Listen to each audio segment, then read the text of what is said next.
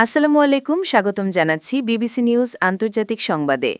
শুরুতেই সংবাদ শিরোনাম, এরপর বিস্তারিত। সংঘাতের শঙ্কার মধ্যেই যুক্তরাষ্ট্রের সাথে আলোচনায় বসছে ইরান। পাকিস্তানি মসজিদে বিস্ফোরণে নিহত ১৫। পাকিস্তানি মসজিদে বিস্ফোরণে নিহত বেড়ে ৩১, আহত ১৫ শতাধিক। উত্তর কোরিয়ায় মানবিক সহায়তা প্রকল্পে নিষেধাজ্ঞার ক্ষেত্রে ছাড় দেবে জাতিসংঘ। দর্শক, এতক্ষণ শুনছিলেন সংবাদ শিরোনাম। এখন বিস্তারিত।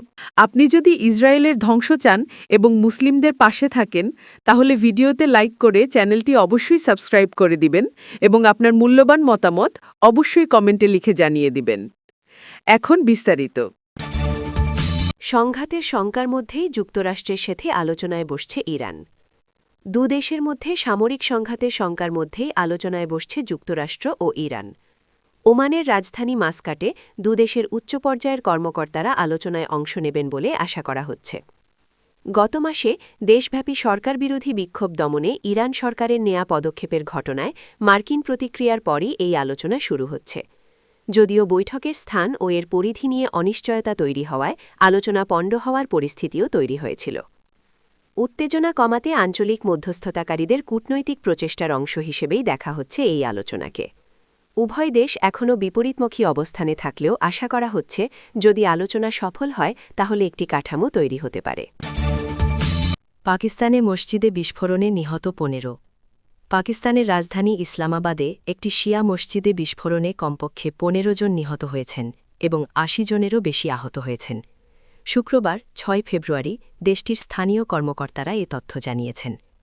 দক্ষিণ-পূর্ব ইসলামাবাদের তারালাই কালান এলাকার খাদিজাতুল কুবরা মসজিদে শুক্রবারের নামাজের সময় এই বিস্ফোরণ ঘটে।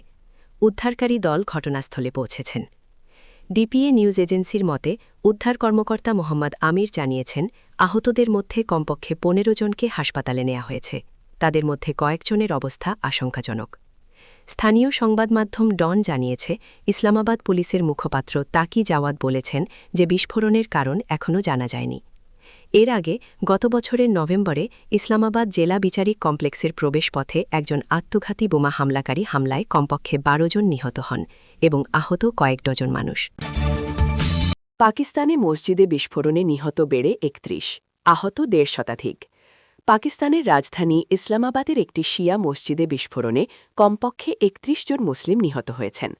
এ ঘটনায় আহত হয়েছেন ১৫ শতাধিক। শুক্রবার ৬ ফেব্রুয়ারি জুমার নামাজের সময় দক্ষিণ-পূর্ব ইসলামাবাদের তারালাই কালান এলাকার খাদিজাতুল কুবরা মসজিদে বিস্ফোরণটি ঘটে। এ সময় বিস্ফোরণের বিকট শব্দে কেঁপে ওঠে আশপাশের এলাকা। সেই সাথে পার্শ্ববর্তী সব ভবনের কাচ ভেঙে যায়।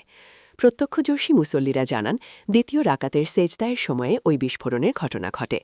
এক ব্যক্তি মসজিদে প্রবেশ করতে চাইলে নিরাপত্তা কর্মীরা তাকে বাধা দেন। এরপর ওই ব্যক্তি গুলি চালালে নিরাপত্তা কর্মীরা পাল্টা গুলি চালান। এরপর বোমা হামলাকারী ব্যক্তি নিজেকে উড়িয়ে দেন, আর তাতেই ওই বিস্ফোরণের ঘটনা ঘটে। বিস্ফোরণের সাথে জড়িত ওই ব্যক্তিকে ফিতনা আল খাওয়ারিজের সদস্য হিসেবে প্রাথমিকভাবে চিহ্নিত করা হয়।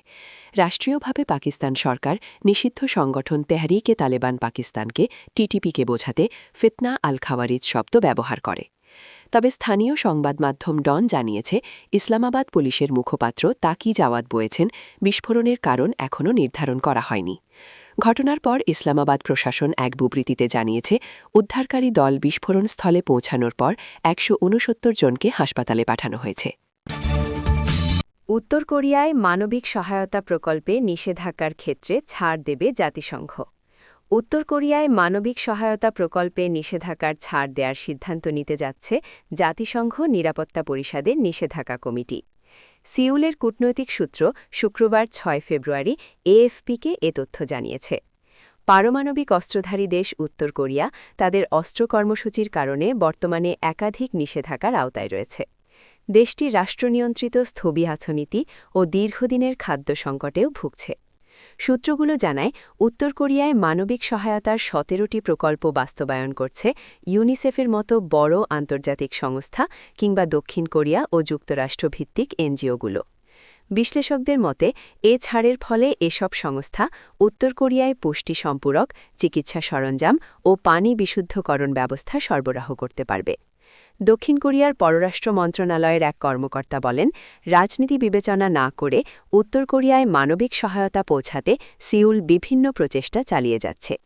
তিনি আরও বলেন, কোরীয় উপদ্বীপে শান্তিপূর্ণ সহাবস্থানের জন্য আমাদের সরকারের উদ্যোগে উত্তর কোরিয়া ইতিবাচক সাড়া দেবে বলে আশা করি।